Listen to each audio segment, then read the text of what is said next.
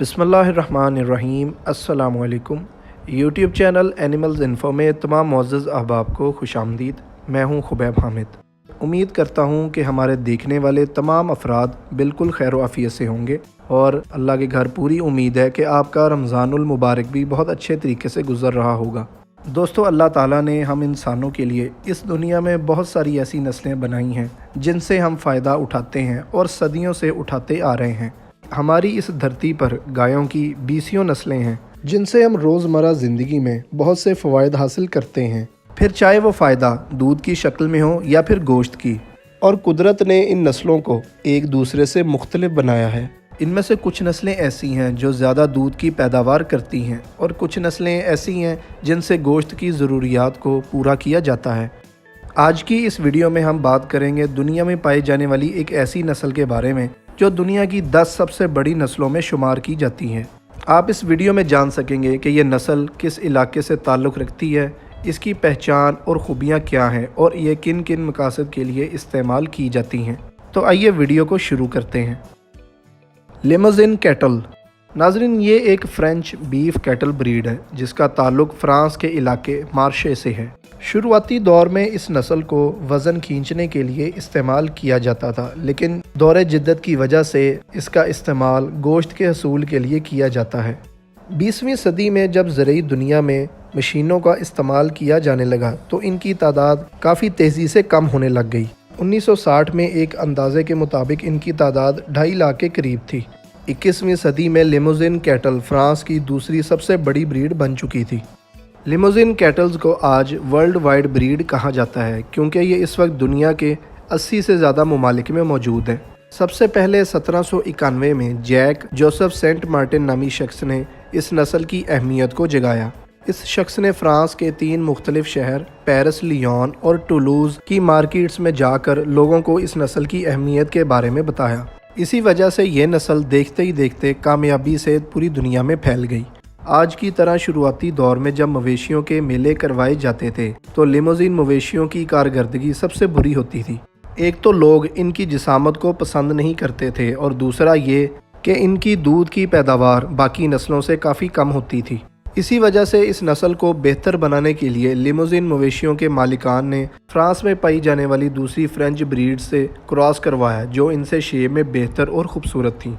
पहली जंग अज़ीम में इनकी तादाद को काफ़ी नुकसान पहुंचा था, लेकिन फिर सन 1960 में इनकी तादाद इस कदर रफ्तार से बढ़ी कि देखते ही देखते 15 सालों में 50% तक बढ़ोतरी हो गई।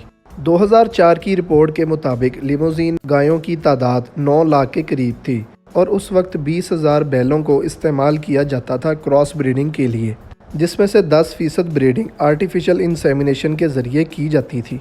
2014 की रिपोर्ट के मुताबिक इनकी तादाद 20,70,000 के करीब थी, जिसमें से गायों की तादाद 10,90,000 थी।